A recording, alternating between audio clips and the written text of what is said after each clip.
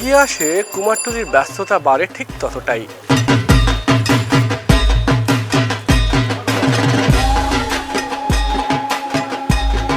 আর রথ এসে যাওয়া মানে কুমারটুলির পুজোর ঢাকে কাঠি পড়ে যাওয়া।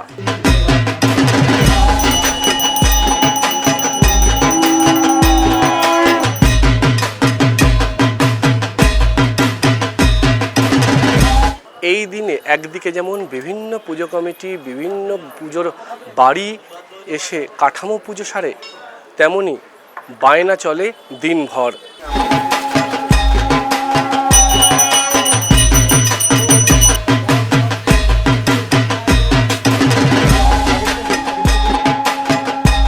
আমাদের রায়চৌধুরী বাড়ির পুজো 300 বছর পুজো, পুরনো পুজো।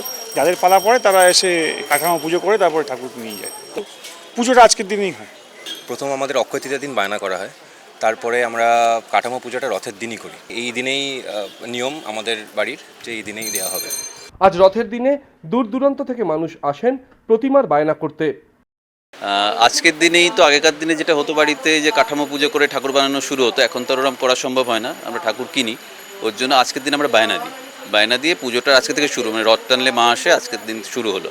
বেশ একটা অন্যরকম ভালো লাগে, রথের দিনে একটা উৎসবের দিন, ভালো দিন, সেই দিনে মা দুর্গার বায়না দেওয়া হচ্ছে, সেটা একটা আলাদা অনুভূতি।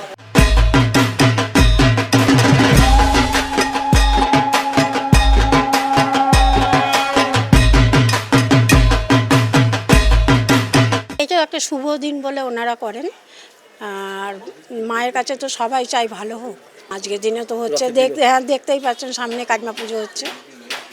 আমি অ্যাকচুয়ালি সবারই তো নাম দিয়ে না, এমনি সবার মঙ্গল হোক বলে আমি একটা অক্ষয় তৃতীয়ার দিন কাকিমা পুজো করে রেখে দিই। বেশিরভাগ বায়না আজকের দিনেই আমার পড়ে, রথের দিন। আর জন্মাষ্টমী আছে একটা লাস্ট, আর অক্ষয় তৃতীয়াও হয়ে গেছে। রথের দিন দুর্গার যেমন কাঠামো পুজো চলে, তেমন কালীরও কাঠামো পুজো হয়ে গেল কুমারটুলিতে। উত্তর কলকাতার বিখ্যাত ফাটাকেষ্টর কালী পুজো, সেই পুজোর কাঠামো পুজো হলো এদিন কুমারটুলিতে।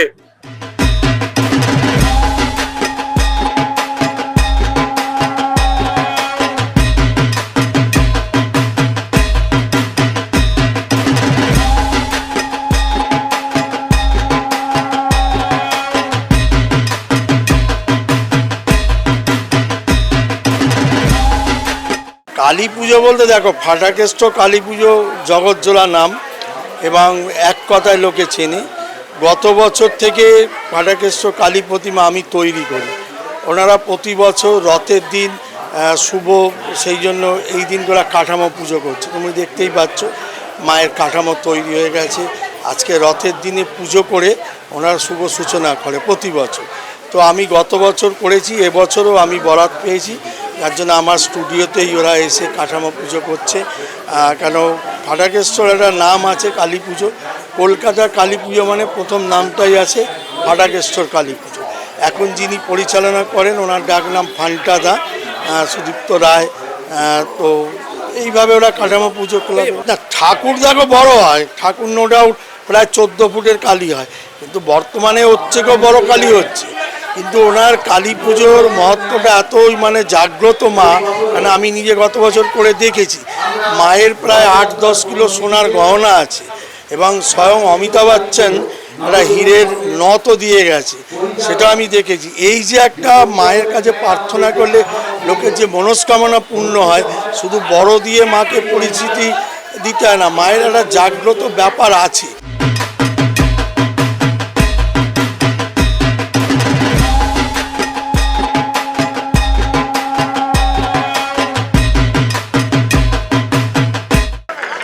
পুজোর আর মাস তিনেক বাকি, কাঠামো পুজোর মধ্যে দিয়ে প্রতিমা তৈরির মূল কাজ শুরু করে দিলেন কুমারটুলির মৃৎশিল্পীরা।